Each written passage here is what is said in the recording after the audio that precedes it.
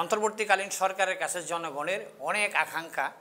আমরা বিগত দিনে যেসব সরকারের অনেকগুলো কার্যক্রম দেখেছি, তারা আমাদের এই দেশটাকে একটা দুর্নীতির আখড়া বানাইছে, স্বজনপ্রীতির আখড়া বানাইছে, প্রত্যেকটা সেক্টরে দুর্নীতি, ঘুষ এসব করেছে এবং দীর্ঘদিন অনির্বাচিত বারবার নির্বাচন করেও নিজেরা অনির্বাচিতভাবে এই যে ভোটারবিহীন নির্বাচন বলা যেতে পারে, এটা হয় নাই।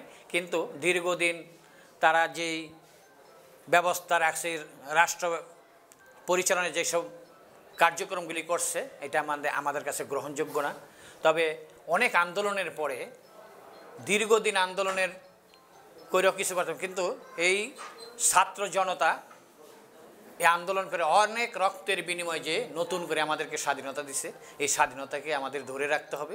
তবে এই সরকারের কাছে আমাদের অনেক আকাঙ্ক্ষা, অনেক প্রত্যাশা, তারা একটা দুর্নীতিমুক্ত বাংলাদেশ গড়বে এবং এই কারণে আমাদেরকে সবাই, এখনও কিন্তু ষড়যন্ত্র থেমে ষড়যন্ত্র চলতেছে, তো জনগণ এবং শিক্ষার্থীদের কাছে আমাদের প্রত্যাশা থাকবে সবাই যেন এখনও সজাগ থাকেন এবং এই সরকারকে সব বিষয়ে সহযোগিতা করেন। যদিও এই সরকারের গুটি কয়েক 17 জন সদস্য নিয়ে, উপদেষ্টা নিয়ে সরকার গঠন, কিন্তু তারা কিন্তু সারা বাংলাদেশের সমস্ত শিক্ষার্থী জনতার পরামর্শ অনুযায়ী রাষ্ট্র পরিচালনা করবে। আশা করি তারা সেই আমাদের আশা আকাঙ্ক্ষার নতুন বাংলাদেশ দিতে সক্ষম হবে, যদি আমরা সবাই সহযোগিতা করি নিজ নিজ অবস্থান থেকে।